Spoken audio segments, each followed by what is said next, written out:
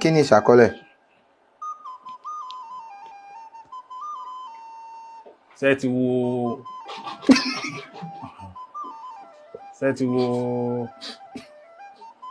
eré tó ṣẹ̀ṣẹ̀ jáde yìí Lísàbí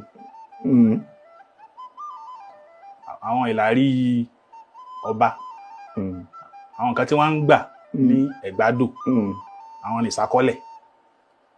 Èmi ò ń wo orí àgbéléwò. Ìṣàkọọ́lẹ̀ ni nǹkan tí ẹ ń san fẹ́ni tó níbi tẹ́ ń lò.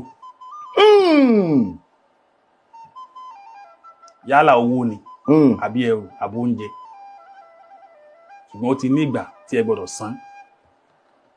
Ìṣàkọọ́lẹ̀ nù. Mo lè dá yín lókòwò kí n máa gbà ìṣàkọọ́lẹ̀ lọ́wọ́ yín. Ṣé ẹ fẹ́ dá mi lókòwò? Àlàyé ọ̀rọ̀ ní sọ. Èmi náà wá ń tì sí yín sí, mo níṣẹ́ fẹ́ dá mi lókòwò. Ipá mi ò ká. Kí ló dé? Ipá mi ò ká. Olùkọ́ ni mí. Ipá mi ò ká. Kí ló dé? Ṣùgbọ́n n ta àmọ̀ sí ìṣàkọọ́lẹ̀.